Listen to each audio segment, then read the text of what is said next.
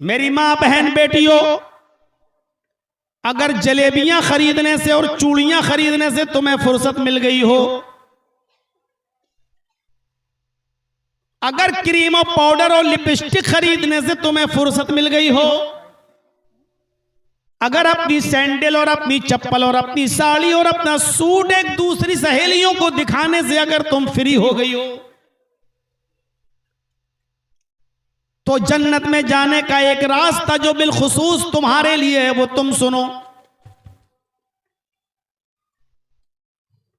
अलमरातु इज़ा सल्लत खम्सहा व सामत शहरा व अहसनत फरजा व अतात बालहा। अलमरातु इज़ा सल्लत खम्सहा व सामत शहरा व अतात बालहा व अहसनत फरजहा फल तदखुल मिन अब्वाबिल जन्नति शात।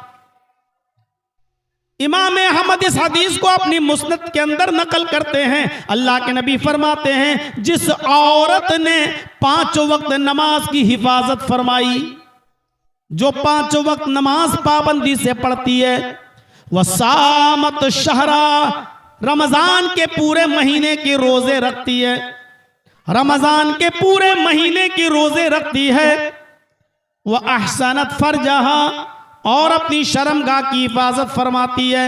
शर्मगाह की हिफाजत के यहां 2 माने हैं। एक माना तो यह कि वो अपनी शर्मगाह को किसी अपने शौहर के अलावा किसी दूसरे के बिस्तर पर नहीं ले जाती, अपने आप को अपने शौहर के अलावा किसी और के सामने वो पेश नहीं करती, अपने जिस्म को किसी गैर के सामने, शौहर के अलावा किसी और के सामने प्रस्तुत नहीं करती। एक तो शर्मगाह की हिफाजत का माना यह है, और दूसरा यह कि वो अपने सतर की हिफाजत करती है, यानी वो इतना बारीक और चुस्त लिबास नहीं पहनती कि जिससे उसके जिस्म की नशोनुमा, उसके जिस्म का बनाव सिंगार साफ दिखाई दे, बनावट और कसावट सब दिखाई दे, उसके जिस्म का एक एक पार्ट्स आया नजर आए, नशेब फराज नजर आए। अगर वो इतना चुस्त कपड़ा नहीं पहनती, ढीला ढाला कपड़ा पहनकर अपने सतर को छिपाती है, उसकी हिफाजत करती है, अपने जिस्म की हिफाजत करती है, वह अतात बालहा, और अपने शौहर की इताअत व फरमा बरदारी करती है, अपने शौहर की खिदमत में कोई कमी नहीं करती। ये 4 काम जो औरत घर बैठे करती है, 5 वक्त की नमाज पाबंदी से पढ़ती हो, रमजान के पूरे महीने के रोजे रखती हो, अपने शर्मगाह की हिफाजत करती हो, और अपने शौहर की खिदमत में किसी किस्म की कमी ना होने देती हो, फल तदखुल मिन अब्वाबिल जन्नति शात। ऐसी औरत से कयामत के दिन फरिश्ते मैदान महशर में कहेंगे, आए खातूने खाना, आए अल्लाह की बंदी, तेरे लिए जन्नत के 8 दरवाजे खोल दिए गए हैं, तू जन्नत के जिस दरवाजे से दाखिल होना चाहे हो जा। ऐसी खुश नसीब औरत कोई नहीं होगी, कोई मर्द नहीं होगा दुनिया में जिसने नमाजें सबसे ज्यादा पढ़ी होंगी, उसको कहा जाएगा बाबू सलाह से गुजर जाओ।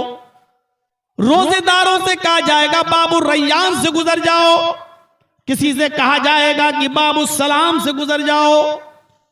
हर आदमी एक एक दरवाजे से गुजरेगा, लेकिन ऐसी औरत को फरिश्ते कहेंगे, ये तेरी मर्जी है, तेरे लिए जन्नत के 8 दरवाजे खुले हुए हैं, तू जिस दरवाजे से दाखिल होना चाहे हो जा।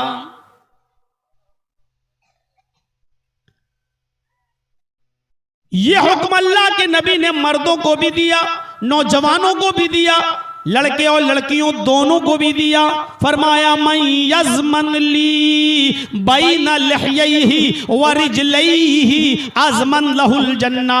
अल्लाह के नबी सल्लल्लाहु अलैहि वसल्लम फरमाते हैं कि आए लोगों, ख्वाह वो मर्द हो या औरतें, मुझे 2 चीजों की गारंटी दे दो, मुझे 2 चीजों की जमानत दे दो, मैं उसको जन्नत की जमानत देता हूं। तुम 2 चीजों का वादा मुझसे कर लो, मैं तुमसे जन्नत का वादा करता हूं। तुम 2 चीजों की जमानत मुझे दे दो, गारंटी मुझे दे दो, और मैं तुम्हें जन्नत की गारंटी देता हूं। आपने फरमाया बैना लहयैहि, दाढ़ी के दरमियान ये होंठ, ये जबान जो तुम बोलते हो, दोनों होंठों के दरमियान, दाढ़ी के दरमियान जो जबान है 32 दांतों के बीच में, ये कभी गाली देती है, ये कभी सुभान अल्लाह पढ़ती है, कभी अल्हम्दुलिल्लाह पढ़ती है, कभी गीबत भी करती है और कभी चुगली भी करती है।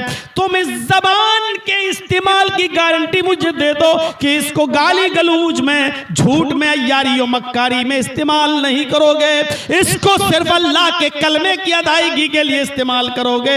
इस जबान से किसी मुसलमान को क्या गैर मुस्लिम को भी तकलीफ नहीं दोगे, इस जबान का सही इस्तेमाल करोगे। एक तो अपनी जबान के सही इस्तेमाल की गारंटी मुझे दे दो, वह बैना रिजलैही, और दोनों पैरों के दरमियान यानी शर्मगाह की गारंटी मुझे दे दो कि इसको अपनी बीवी के अलावा कहीं इस्तेमाल नहीं करोगे।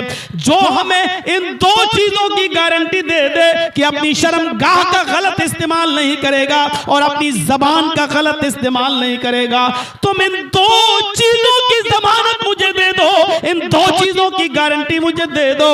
अज़मन लहुल जन्नह, मैं तुम्हें जन्नत की जमानत देता हूं, मैं तुम्हें जन्नत की गारंटी देता हूं। यह है जन्नत में जाने का रास्ता, यह है जन्नत में ले जाने वाला अमल। मैं समझता हूं कि आज इतनी हदीसें पढ़ दी हैं कि मैंने अपनी पूरी जिंदगी 25 साल तकरीरी दौर में इतनी हदीसें कभी नहीं पढ़ी। आसमान लहुल जन्नह, मैं तुम्हें जन्नत की जमानत देता हूं। इन नौजवानों से कहा जा रहा, चाहे वो लड़का हो या लड़की, मर्द हो या औरत, जबान तो सबके पास है, शर्मगाह तो सबके पास है। दोनों से कहा जा रहा है तुम मुझे शर्मगाह की और जबान की सही इस्तेमाल की गारंटी दे दो, मैं तुम्हें जन्नत की गारंटी देता हूं। यह है जन्नत में जाने का।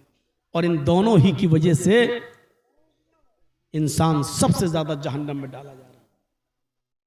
हजरत अबू बकर सिद्दीक तो ये जबान एक पकड़ के खींच रहे थे ऐसे, और मिसवाक थी उनके पास, ऐसे जबान को मिसवाक से मार रहे थे। किसी ने कहा ये क्या कर रहे हो? कहा इस पर लगाम लगा रहा हूं, यही वो चीज है जिसकी वजह से लोग जहन्नम में औंधे मुंह डाल दिए जाते हैं। इस जबान को मैं कंट्रोल में ला रहा हूं ताकि ये गलत लफ्ज ना निकाले मुंह से। सोचिए,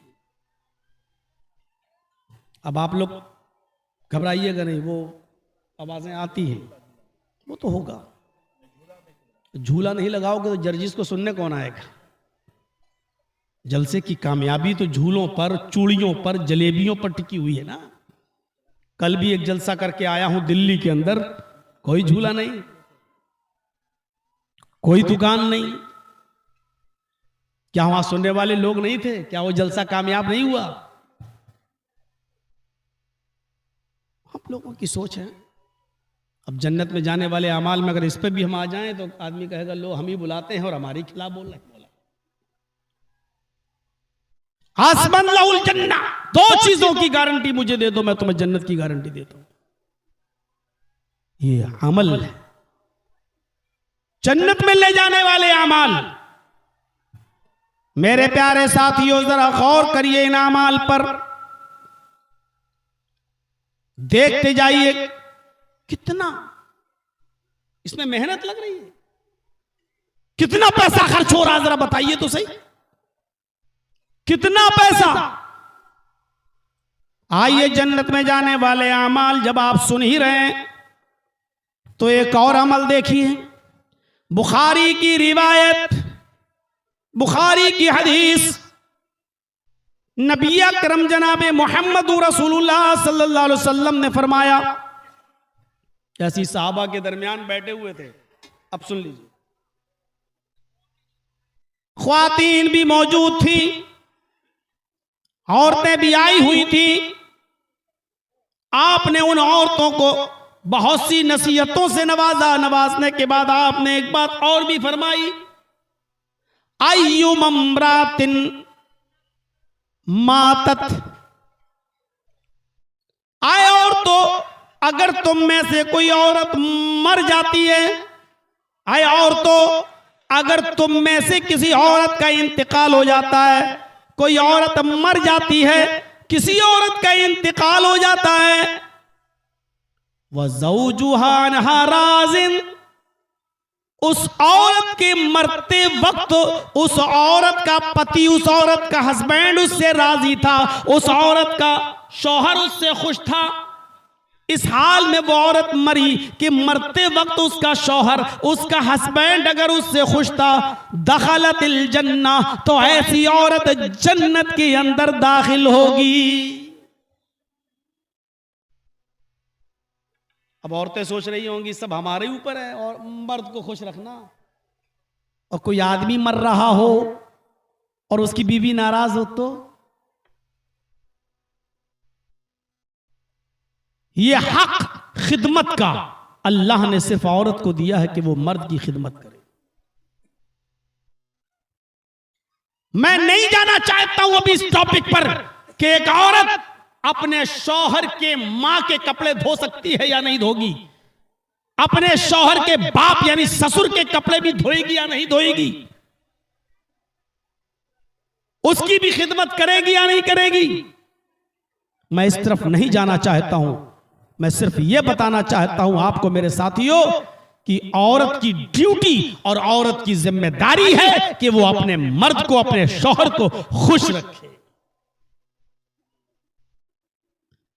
अय्युम इम्रातिन मातत इज़ा मातत, कोई औरत जब मर जाती है वह ज़ौजुहा अन्हा राज़िन, और उसका शौहर उस औरत के, अपनी बीवी के मरते वक्त अगर उससे राजी था, खुश था, दखलतिल जन्नह, तो यह औरत जन्नत के अंदर दाखिल होगी। सहाबा की महफिल लगी हुई है, आपने उन सहाबा से एक अजीब सवाल किया, लोगों बैठे हो, हाँ अच्छा बताओ, जैसे हम आपके सामने, अल्लाह के नबी भी सहाबा में बैठे हैं और आपने फरमाया, बुखारी की रिवायत, मन अस्बह मिनकुमुल यौम साइमन, तुम लोगों में से आज किसी ने रोजा रखा है।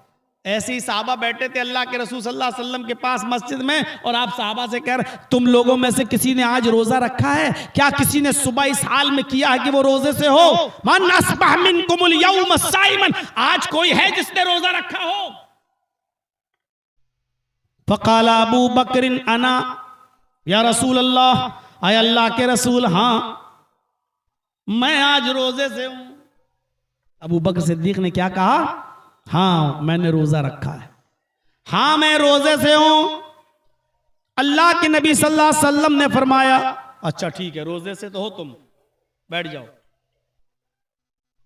मन तबिया मिनकुमुल यौमा जनाज़तन, क्या तुम लोगों में से कोई ऐसा भी है जिसके यहां किसी का इंतकाल हो गया हो और वो उस मय्यत के साथ, उस जनाजे के साथ उसके पीछे पीछे चला हो, उसकी जनाजे की नमाज भी पढ़ी हो और उसके साथ कब्रिस्तान तक गया हो और मिट्टी भी दी हो? क्या तुम में से कोई ऐसा शख्स है जो अपने इलाके में किसी मय्यत के पीछे पीछे चला हो, जनाजे के पीछे पीछे चला हो, कब्रिस्तान तक गया हो, मिट्टी तक दिया हो?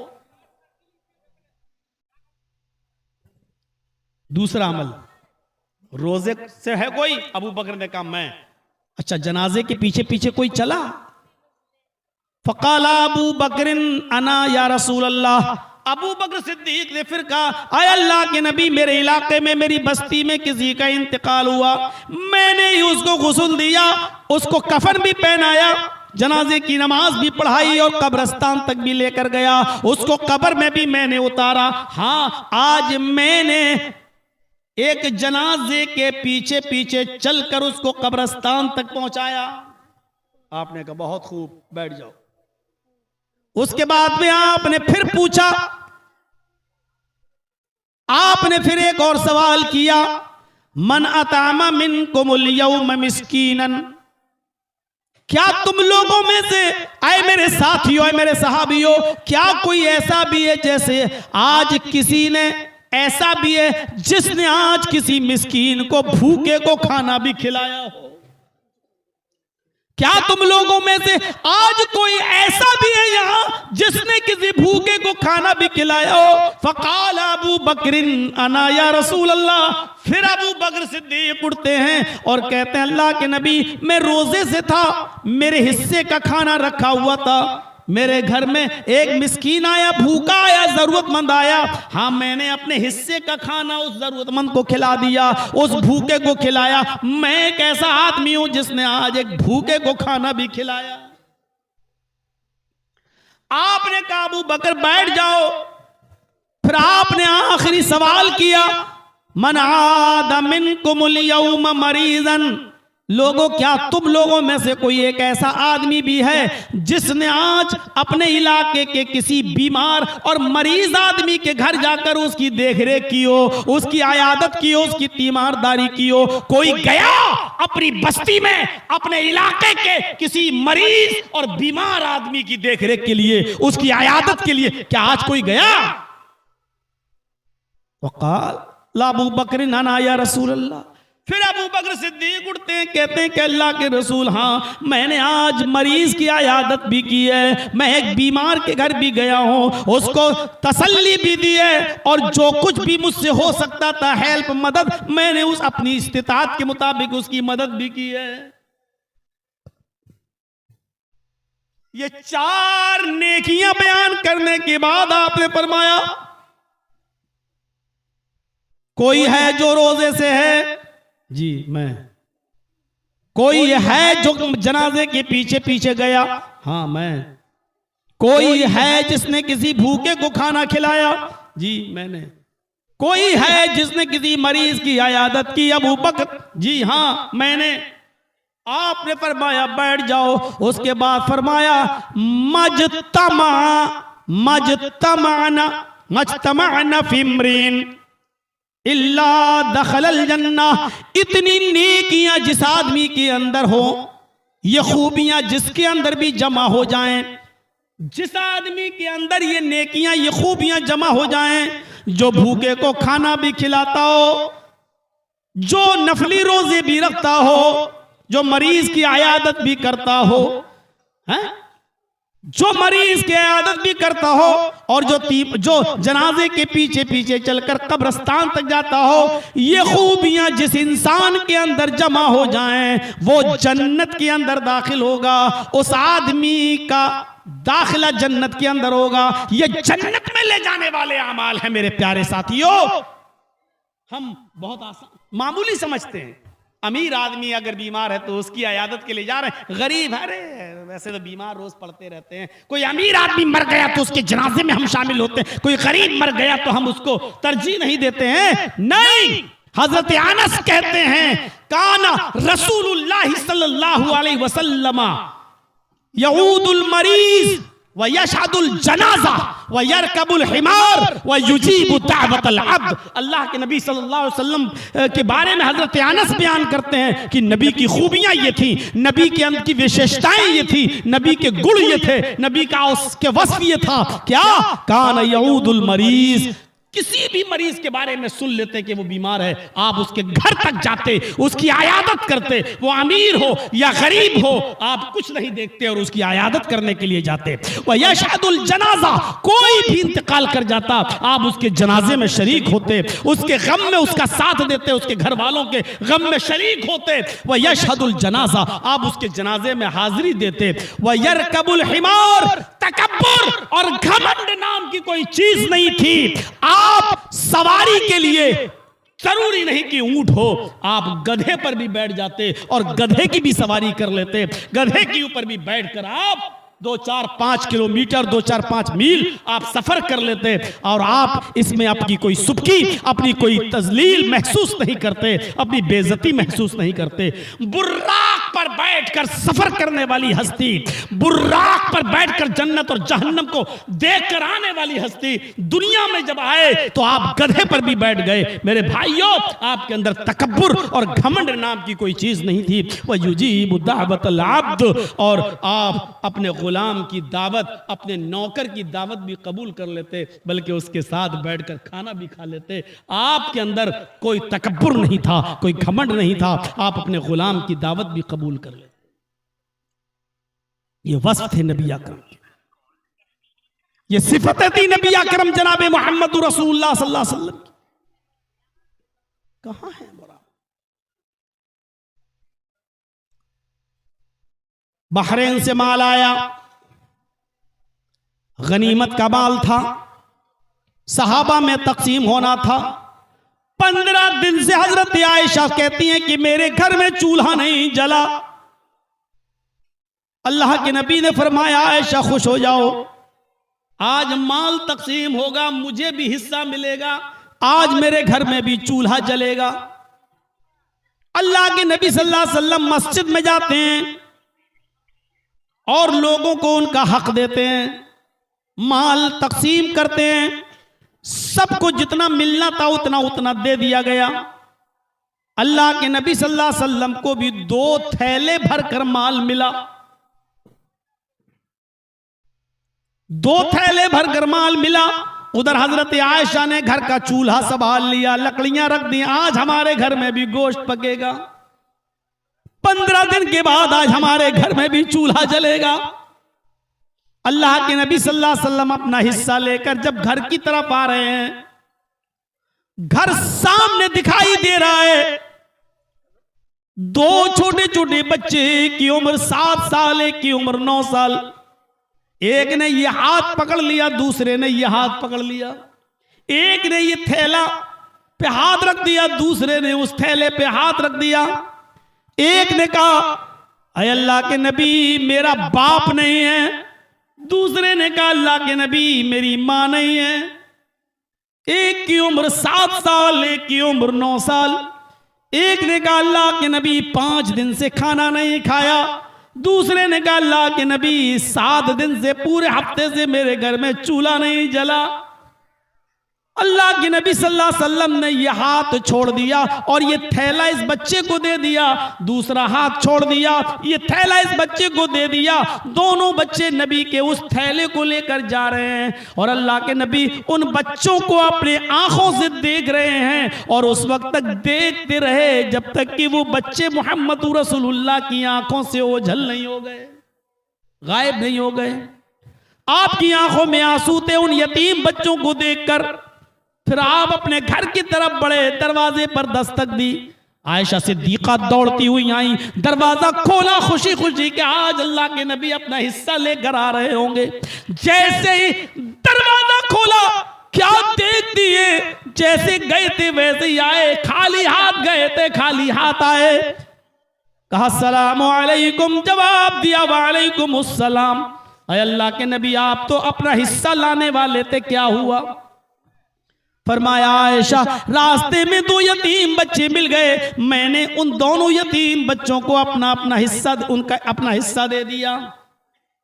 रख दो यहीं, अपना हिस्सा दे दिया। एक के बाप नहीं थे, एक की मां नहीं थी। एक का बाप नहीं, एक की मां नहीं।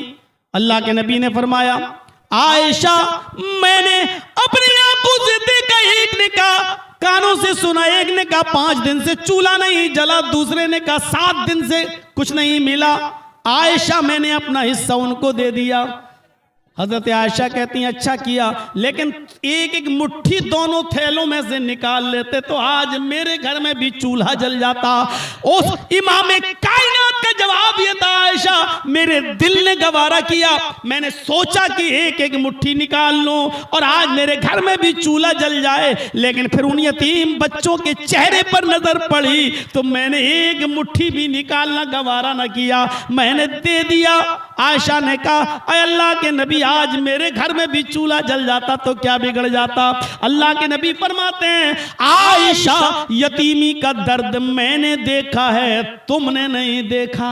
आयशा तुम्हारे बाप भी हैं, तुम्हारी माँ भी हैं, यतीमी का दर्द मुझसे पूछो। जब मैं पैदा हुआ तो पैदा होने से 2 महीने पहले मेरे बाप का इंतकाल हो गया। जब मेरी उम्र 6 साल हुई तो मेरी माँ भी मुझे छोड़कर चली गई। जब मेरी उम्र 8 साल की हुई तो दादा भी छोड़ के चला गया।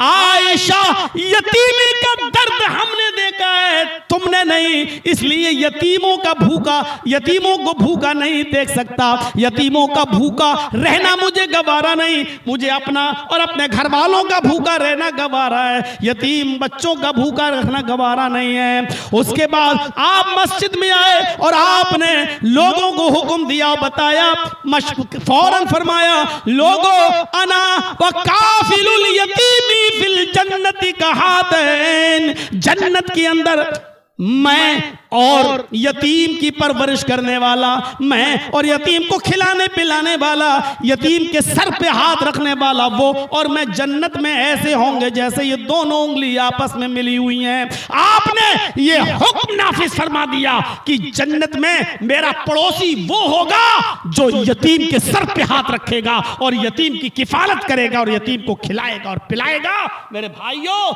यतीम की किफालत करने वाले को जन्नती कहा है, यतीम की देखरेख करने वाले को जन्नती बताया है। ये अमल था।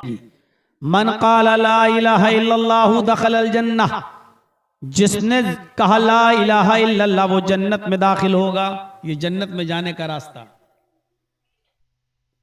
मन काना आखिरु कलामिही ला इलाहा इल्लल्लाहु दखलल जन्नह, मरने से पहले अगर किसी की जबान से निकल गया ला इलाहा इल्लल्लाह और ये उसका आखिरी जुमला था, आखिरी जुमला ला इलाहा इल्लल्लाह पढ़ते ही उसका इंतकाल हो गया, ला इलाहा इल्लल्लाह कहा और इंतकाल कर गया, तो जिसकी जबान से आखिरी जुमला ला इलाहा इल्लल्लाह निकला वो जन्नत के अंदर दाखिल होगा। उसका इंतकाल तौहीद पर हो रहा है। आखिरी वक्त 12 साल का एक यहूदी बच्चा नबी अकरम की खिदमत किया करता था, बुखारी की रिवायत है, नबी की सेवा किया करता था। उसका दिल इस्लाम की तरफ माइल था। वो अपने बाप से कहता था कि अल्लाह के नबी की, मोहम्मद रसूलुल्लाह की बातें मुझे बहुत अच्छी लगती हैं, क्या मैं नबी पर ईमान लाऊं? उसका यहूदी बाप उसको डांट देता था। बाप के डर से वो इस्लाम नहीं लाया। एक दिन वो यहूदी बच्चा जब बीमार पड़ गया और काफी बीमार हुआ तो अल्लाह के नबी को पता चला कि वो बीमार है, तो आप अयादत के लिए उस बच्चे को देखने के लिए उसके घर गए। दरवाजे को दस्तक दी, उसके बाप ने दरवाजा खोला, अंदर आने की इजाजत दी। अल्लाह के नबी उस 12 साल के यहूदी बच्चे के पास जाकर बैठ जाते हैं। उस 12 साल के यहूदी बच्चे के पास जाकर अल्लाह के नबी बैठ जाते हैं। आपने उस बच्चे के लिए दुआ भी की और आपने फरमाया, बेटा कुल ला इलाहा इल्लल्लाह, अपनी जबान से ला इलाहा इल्लल्लाह कहो। उसने अपने बाप के चेहरे को देखा, गोया कि वो अपने बाप से इजाजत मांग रहा हो। बाप को देख रहा, आज तो गुस्सा नहीं है, और बाप ने देखा कि मेरा बेटा बीमार है और जब सही था, तंदुरुस्त था, तब भी अल्लाह के नबी की ऊपर ईमान लाना चाहता था। तो उस यहूदी बाप ने अपने बच्चे को देखा तो कहा, बेटे अते अबुल कासिम, अबुल कासिम की इताअत करो, इनकी बात मान लो। उस यहूदी बच्चे ने कहा, ला इलाहा इल्लल्लाह मुहम्मदुर रसूलुल्लाह। उसने कलमा पढ़ लिया, उसकी जबान से आखिरी जुमला निकला, ला इलाहा इल्लल्लाह।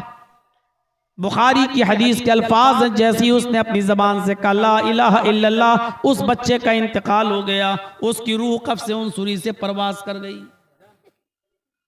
अल्लाह के नबी सल्लल्लाहु अलैहि वसल्लम ने जब देखा कि इस बच्चे का इंतकाल हो गया, ये बच्चा मर गया, तो आप खड़े हो गए और खड़े होकर फरमाया, अल्हम्दुलिल्लाहिल्लज़ी अनक़ज़हु अनिन्नार। तमाम तारीफें उस अल्लाह के लिए जिसने इस बच्चे को जहन्नम की आग में जलने से बचा लिया।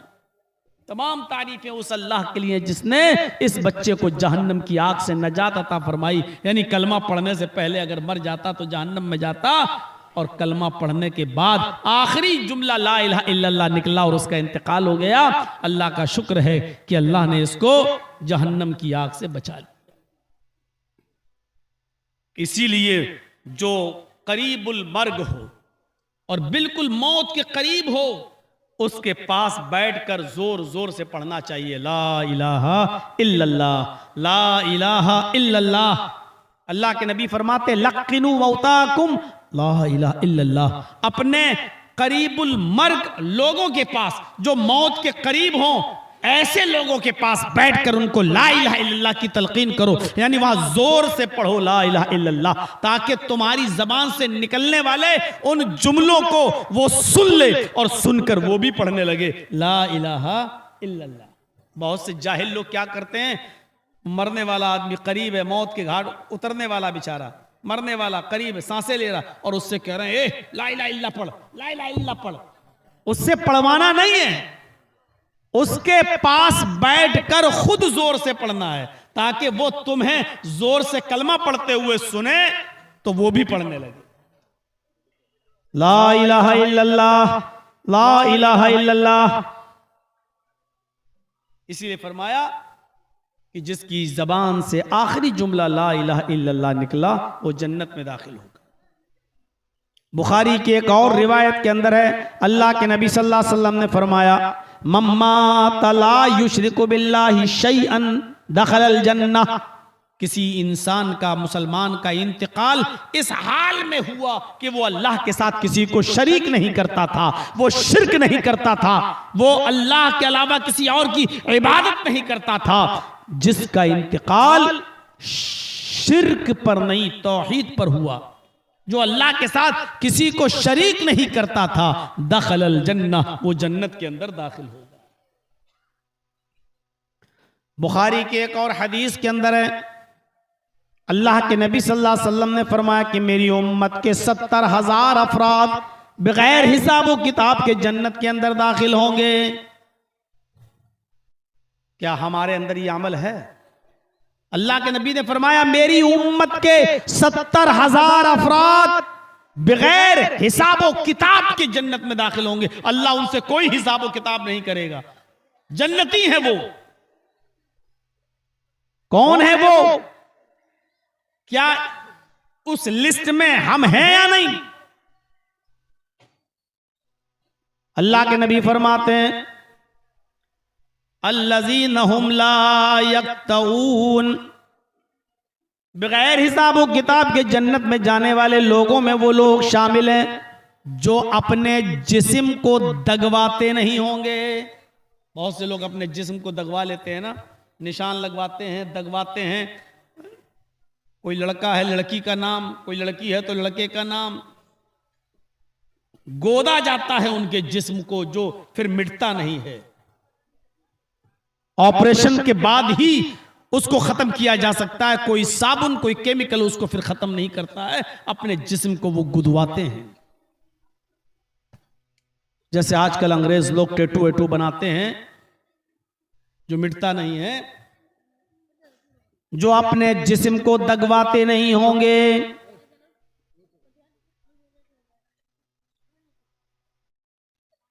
अल्लज़ीना हुम ला यततय्यरून, जो बदशगुनी नहीं लेते होंगे। बदशगुनी, बदशगुनी जानते हो? अरब के अंदर ऐसी जिहालत थी कि अहले अरब जब कोई काम करना चाहते थे तो इस काम में मुझे प्रॉफिट होगी या लॉस, फायदा होगा या नुकसान, इसको जानने के लिए वो क्या करते थे, एक चिड़िया, एक परिंदा वो पकड़ते थे और उस चिड़िया को उड़ाते थे, ऐसे छोड़ देते थे। जैसे कोई कबूतर है, कोई फाख्ता, कोई चिड़िया है उनके हाथ में, उसको ऐसे पकड़ के उड़ा देते थे। अब वो राइट साइड में अगर गई, सीधी तरफ अगर जाती थी, तो ये कहते थे हम जो काम करेंगे उसमें प्रॉफिट होगा, फायदा होगा। अगर वो चिड़िया बाएं तरफ लेफ्ट साइड में उड़ी तो कहते थे हम ये काम नहीं करेंगे, हमें काम में नुकसान हो जाएगा। वो चिड़ियों से बदशगुनी लेते थे, बदफाल लिया करते थे। नहीं, दाहिनी तरफ चिड़िया उड़ी तब तो काम हमारा अच्छा होगा, और बाएं तरफ उड़ गई तो हमारा काम बुरा होगा। जैसे आज के जाहिल लोग गाड़ी चला रहे हैं और अचानक बिल्ली निकल गई, गुजर गई, गाड़ी रोक दी। क्यों? अब गाड़ी नहीं चलाएंगे, क्यों? बिल्ली ने रास्ता काट दिया। अब अगर हम सफर करेंगे तो एक्सीडेंट हो जाएगा, कोई बड़ी मुसीबत आ सकती है। बिल्ली के रास्ता काट देने से बदशगुनी लेते हैं। कोई काम हमने किया, पूरे हफ्ते फायदा हुआ, मंगल के दिन नुकसान हो गया। दूसरे हफ्ते फिर काम किया, पूरे हफ्ते फायदा हुआ, मंगल को फिर नुकसान हो गया। नहीं नहीं नहीं, पहले भी मंगल को नुकसान हुआ, इस मंगल को भी नुकसान हुआ। ये मंगल का दिन हमारे लिए बड़ा खराब दिन है, हम मंगल के दिन काम ही नहीं करेंगे। अब मंगल के दिन हम काम नहीं करेंगे क्योंकि नुकसान होता है। अब मंगल के दिन को हम बुरा दिन समझने लगे। ये है बदशगुनी। तो बगैर हिसाब और किताब के जन्नत में जाने वाले लोगों में वो होंगे जो अपने जिस्म को दगवाते नहीं होंगे। बगैर हिसाब और किताब के जन्नत में जाने वाले लोगों में वो भी हैं जो बदशगुनी नहीं लेते होंगे।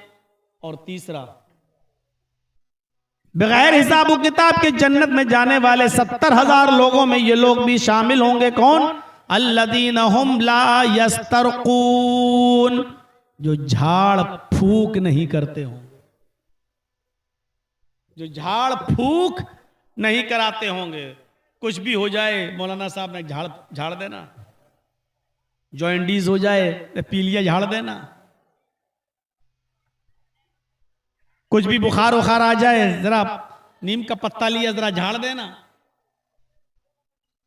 एक बात याद रखिएगा मसले की, अगर कोई शख्स बीमार है तो उस पर कुरान की आयतें, सूरह फातिहा वगैरह, मुअव्वज़तैन वगैरह पढ़कर दम किया जा सकता है, जायज है। लेकिन अगर कोई शख्स यह भी ना करे और अल्लाह पर तवक्कुल करते हुए छोड़ दे कि अल्लाह ने बीमार किया वही शिफा देगा, और सिर्फ ये कहे कि अल्लाह तू ही बीमार करता है और तू ही शिफा देता है, अल्लाहुम्मा शफी अंत शाफी, अल्लाह इसको शिफा दे और ऐसी शिफा दे जो बीमारी के जड़ और नामो निशान को मिटा दे, और झाड़ फूक ना करे, तो ये और अफजल है, ये और ज्यादा बेहतर है। तो अल्लज़ीना हुम ला यस्तरकून, जो झाड़ फूक नहीं करते होंगे। व अला रब्बिहिम यतवक्कलून, उन 70,000 लोगों में जो बगैर हिसाब व किताब के जन्नत में जाएंगे, उनमें वो लोग भी शामिल हैं जो सिर्फ अपने रब के ऊपर भरोसा करते होंगे, किसी और के ऊपर उनका भरोसा नहीं होगा। जब अल्लाह के नबी सल्लल्लाहु अलैहि वसल्लम ये बयान कर रहे थे तो उसी महफिल में एक सहाबी बैठे थे जिनका नाम उकाशा था, जिनका नाम उकाशा इब्ने महसन था। उकाशा उठते हैं और कहते हैं फदुल्लाह अली, अय अल्लाह के नबी मेरे लिए दुआ कीजिए कि अल्लाह उन 70,000 लोगों में मुझे भी शामिल फरमा ले, अल्लाह उन 70,000 लोगों में मेरा भी शुमार फरमा दे। अल्लाह के नबी ने फरमाया अंत मिनहुम, आए उकाशा तुम उन्हीं लोगों में से हो जो 70,000 लोग जन्नत में जाएंगे, तुम भी उन्हीं में से हो। ये सुनकर एक और सहाबी उठे और कहने लगे अल्लाह के नबी मेरे लिए भी दुआ कीजिए कि अल्लाह उन लोगों में मुझे भी फरमा दे। अल्लाह के नबी फरमाते हैं अब नहीं, उकाशा तुम पर सबकत ले गया है, उकाशा ने पहल की और उकाशा के लिए बोल दिया गया है, अब नहीं, उकाशा सबकत ले गया है। ये बगैर हिसाब व किताब के जन्नत में जाने वाले लोगों में हो। हम अपने गरीबानों में झांकें, गौर करें, क्या ये अमल है हमारे पास?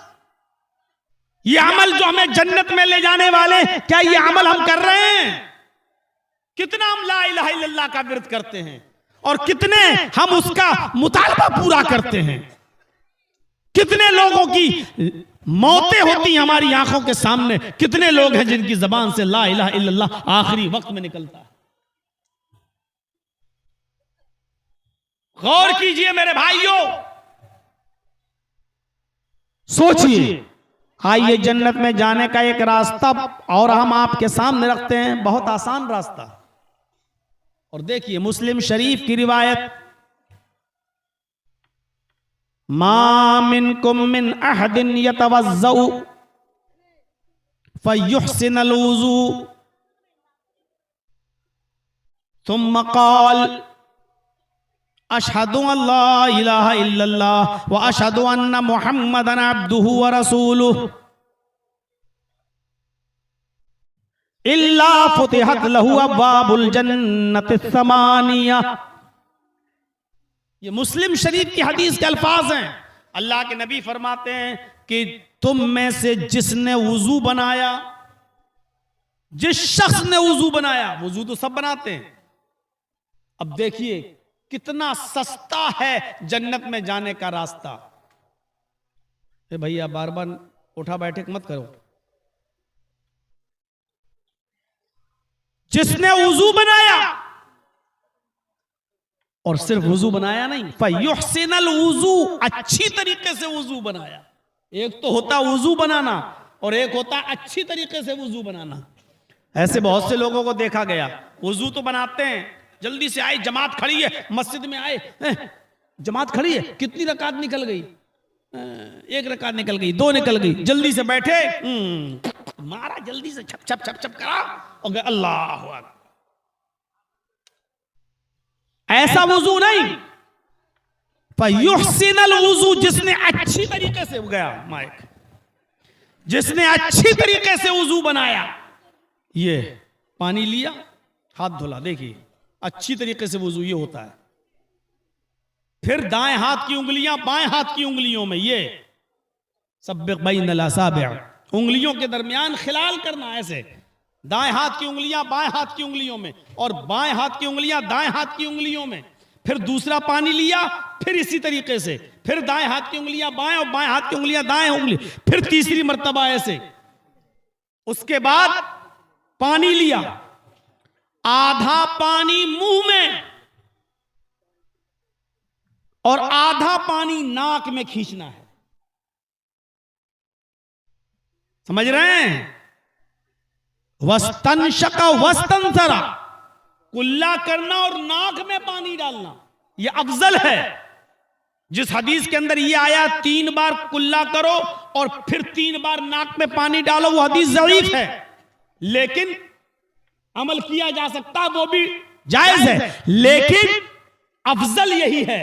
अच्छी तरीके से वुजू बनाने में यह चीज शामिल है कि चुल्लू पानी लिया, आधा पानी मुंह में लिया और आधा नाक में।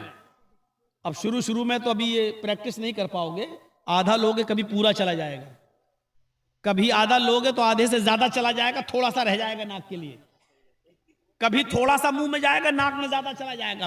प्रैक्टिस करो पहले, जरूरी नहीं कि नमाज वुजू बनाना हो तभी प्रैक्टिस करो, ऐसे ही प्रैक्टिस करो, पानी लो, कोशिश करो।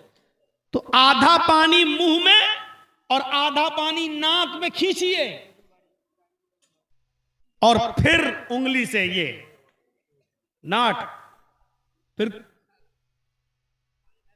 और ये उंगली नाक में डाली ऐसे, फिर ये अंगूठा है ना, ये नाक दबाइए ऐसे, झाड़िए।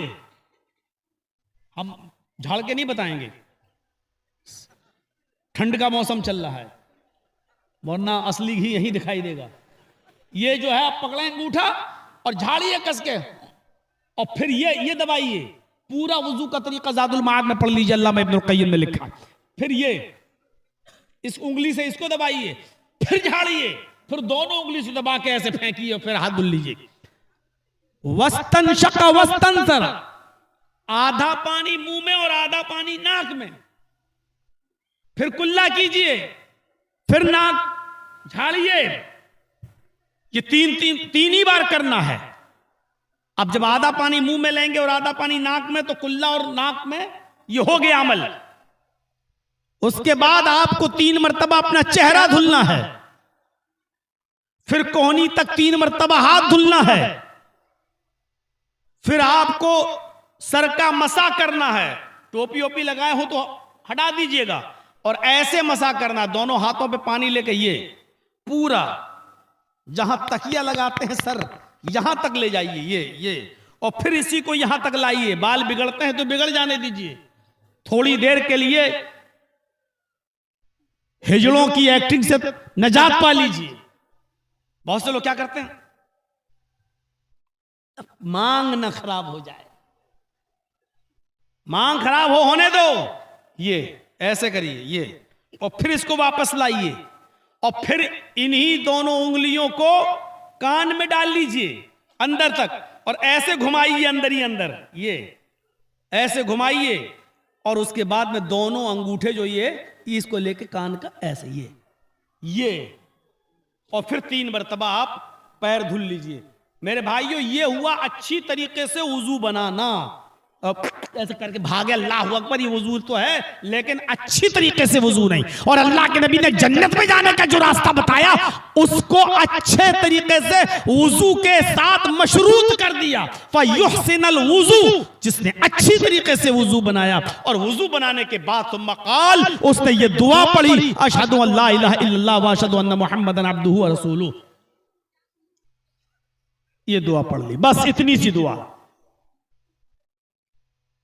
तिरमिजी वगैरह में है अल्लाहुम्मा जालनी मिनत तव्वाबीन व जालनी मिनल मुतत्ताहिरीन, उसको हसन का दर्जा दिया गया है। लेकिन मुस्लिम शरीफ की हदीस में इतनी दुआ, अगर कोई इतनी दुआ पढ़ ले तो यही काफी है। अशहदु अल्ला इलाहा इल्लल्लाह व अशहदु अन्ना मुहम्मदन अब्दुहु व रसूलुहु, बस हो गई। अच्छी तरीके से वुजू बनाने के बाद जिसने ये दुआ पढ़ी, अल्लाह के नबी फरमाते इल्ला फुतिहत लहू अब्वाबुल जन्नत तमानिया, ऐसे शख्स के लिए जन्नत के 8 दरवाजे खोल दिए जाते हैं। 1 नहीं, 2 नहीं, 3 नहीं, जन्नत के 8 दरवाजे ऐसे शख्स के लिए खोल दिए जाते हैं। यह जन्नत में जाने का रास्ता। पैसे खर्च कर करके, नेट पैक ले लेकर, दुनिया भर कि खुराफातों में पैसा खर्च करके जहन्नम तो खरीद रहे हो, जन्नत फ्री में मिल रही है तो कोई लेने वाला नहीं।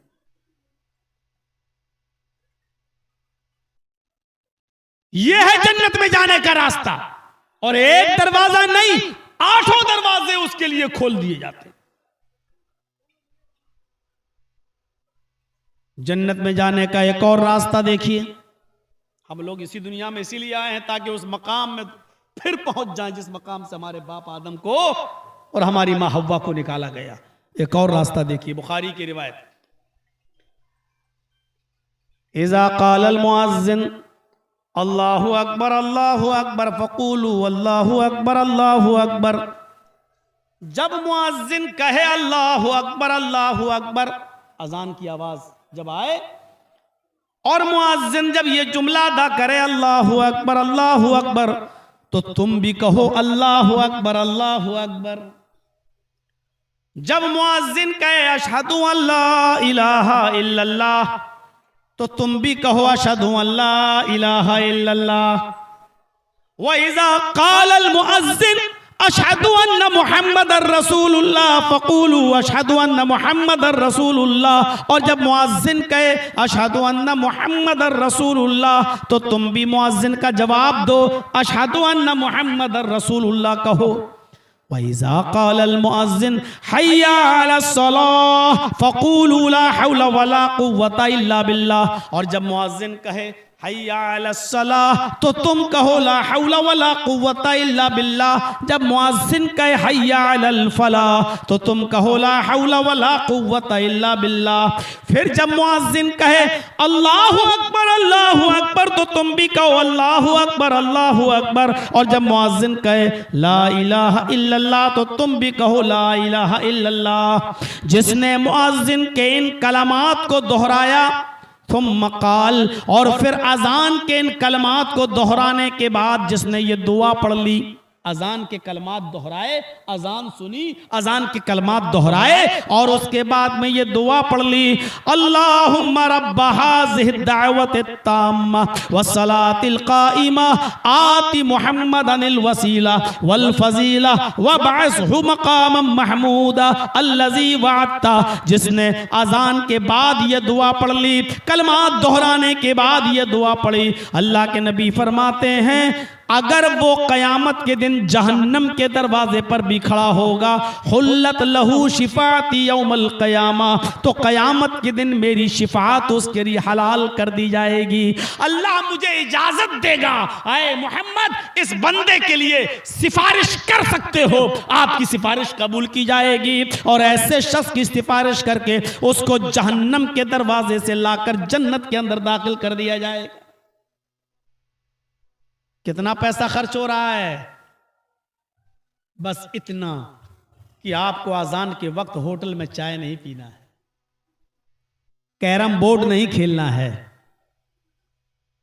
मैच नहीं खेलना है, घड़ी या मोबाइल में होने वाली घड़ी मौजूद उस पर नजर डालो 2 मिनट अजान होने से पहले जल्दी से वजू बना के फारिग हो जाओ, और अब जब अजान होने लगे तो उसके कलमात दोहराओ और ये दुआ पढ़ो। मेरे भाइयों, उस शख्स के लिए अल्लाह के नबी कहते हैं कयामत के दिन मेरी सिफारिश हलाल कर दी जाएगी, वो मेरी सिफारिश का मुस्तहिक होगा, मेरी शिफात का मुस्तहिक होगा।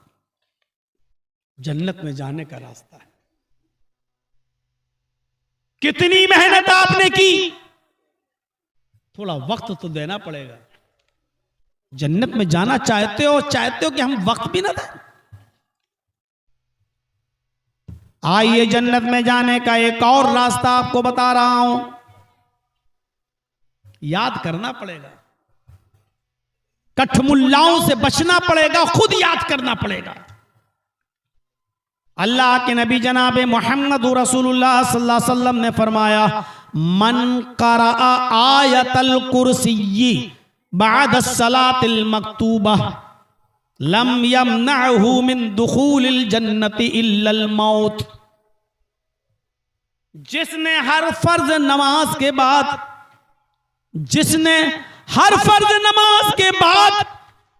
आयतल कुर्सी पढ़ी, फर्ज नमाज के बाद आयतल कुर्सी, हर फर्ज नमाज के बाद, जिसने हर फर्ज नमाज के बाद आयतल कुर्सी पढ़ी, आयतल कुर्सी, लम यमनअहु मिन दुखूलिल जन्नति इल्लल मौत, इस आदमी को जन्नत में जाने से सिर्फ मौत रोक रही है।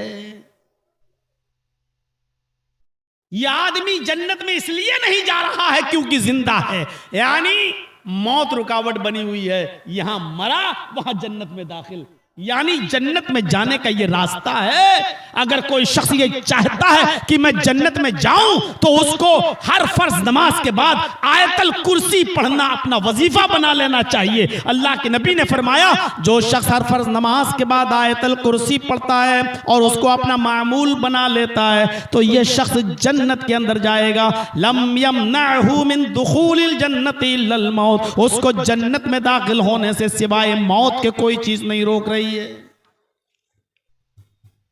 अब आयतल कुर्सी किसी को खड़ा करके पूछूं कि याद है तो अभी पता चल जाएगा कि मौलाना जर्जीस की 25 साल की तकरीरों का क्या असर पड़ा है। अब किसी को खड़ा करूंगा तो कहेगा मैं ही मिला था, आपकी नजर मेरी ऊपर गई थी, हम ही मिले थे सबके सामने रुस्वा और जलील करने के लिए। किसी को खड़ा नहीं किया जा रहा है, ना मैं कर रहा हूं, लेकिन याद करो, अगर जिसको याद ना हो आयतल कुर्सी, ये इतना बड़ा खजाना है। हर फर्ज नमाज के बाद अगर कोई आयतल कुर्सी को अपना मामूल बना ले तो ये जन्नत में दाखिल। एक चीज और बताने जा रहा हूं, हालांकि वो हमें भी याद नहीं है, सच्चाई को कबूल कर लेना कोई बहुत बुरी बात नहीं, लेकिन अगर कोई याद कर सकता है, आप में, हम में, उलमा में, तलबा में, बहुत बहुत बड़ा जन्नत का रास्ता। सुनन नसई की रिवायत है, अल्लाह के नबी सल्लल्लाहु अलैहि वसल्लम ने फरमाया, इन्ना लिल्लाहि तिसअतन व तिसईन इस्मन मिअतन इल्ला वाहिदन मन अहसाहा दखलल जन्नह। अल्लाह के 99 नाम हैं,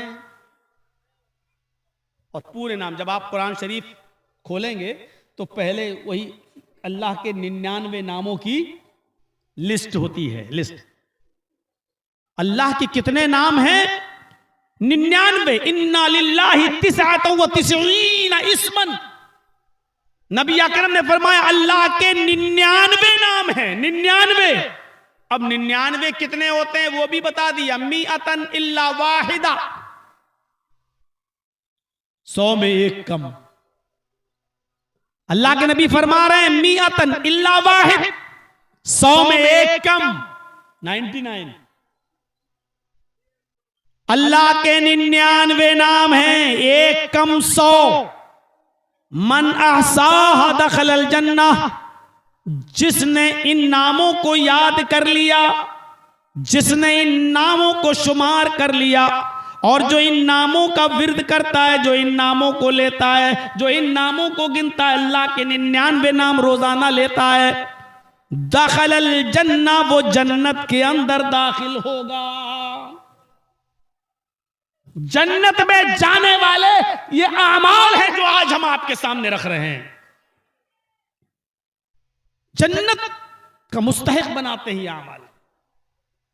कितने लोगों को ये नाम याद हैं, बहुत माजरत के साथ और माफी के साथ कि 99 नामों की गिनती हमें भी याद नहीं, लेकिन अगर याद कर लिया जाए तो कितना बड़ा अमल है जन्नत में ले जाने वाला। मेरे भाइयों, हमें और आपको सबको इन नामों को याद करना चाहिए, खुद मुझे भी। दिल चाहता है कि आपको जन्नत में जाने का एक और रास्ता दिखाऊं। अल्लाह के नबी जनाब मोहम्मद रसूलुल्लाह सल्लल्लाहु अलैहि वसल्लम ने फरमाया, मन साबरा अला सनतई अशरत रकातन फिल यौमी वल लैलती दखलल जन्ना। जिसने रात और दिन में दोनों को मिलाकर, फिल यौमी वल लैलती, रातों दिन दोनों मिलाकर यानी 24 घंटे में ये 12 रकातें पढ़ने पर मुदावमत बरती, इन 12 रकातों की हिफाजत फरमाई, इन रकातों को वो कभी नहीं छोड़ता है, इन पर वो मुदावमत बरतता है, इनकी हिफाजत करता है, और ये 12 रकातें वो डेली अदा करता है, वो जन्नत में दाखिल होगा। वो 12 रकातें कब पढ़नी चाहिए? रातों दिन में। कब? अल्लाह के नबी फरमाते हैं, अरबाउन कबल ज़ुहर। ज़ुहर की नमाज पढ़ते हो? ज़ुहर फर्ज नमाज पढ़ी जाती है जो इमाम पढ़ाता है, उस इमाम के फर्ज नमाज पढ़ाने से पहले 4 रकातें। 12 की गिनती पूरी करिए।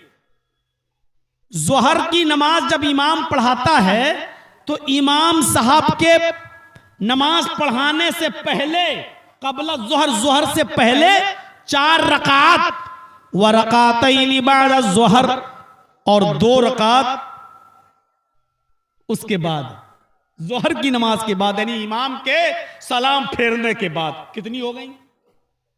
6। अरबाउन कबला ज़ुहर, ज़ुहर की फर्ज नमाज से पहले 4 रकात, और फर्ज नमाज के बाद 2 रकात, 6। व रकातैनि बादल मगरिब, मगरिब की नमाज के बाद, फर्ज नमाज के बाद 2 रकात। गिनती तो इतनी तो याद होगी। कितनी हो गई? 8। 4 ज़ुहर से पहले, 2 ज़ुहर के बाद, 6, 2 मगरिब के बाद, कितनी हुई? 8। व रकातैनि बादल ईशा, और 2 रकातें ईशा की नमाज के बाद। 8 और 2 10। व रकातैनि क़ब्ल अल फज्र, और 2 रकातें फजर की फर्ज नमाज से पहले।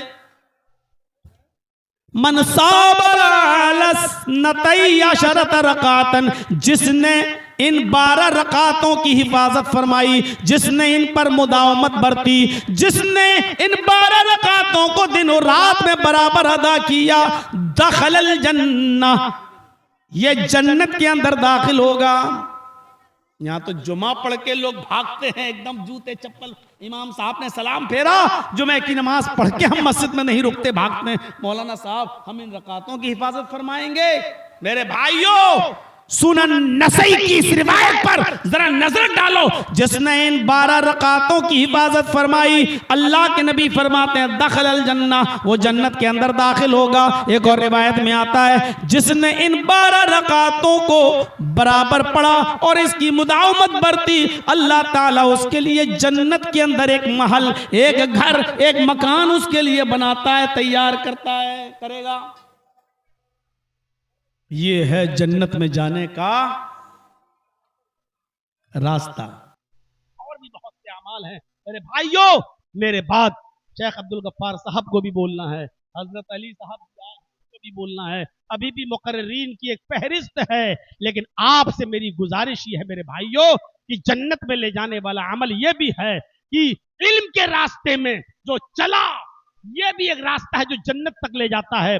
हमारे हाफिज वली साहब ने भी जो इदारा खोला है, इसमें भी बच्चे पढ़ते हैं, गरीब बच्चे इसमें तालीम हासिल करते हैं। इसलिए मेरे भाइयों, गरीब बच्चों पर सदका और खैरात और ज़कात खर्च करने वाला और सदका करने वाला मेरे भाइयों, ये भी जन्नत में ले जाने वाला एक अमल है।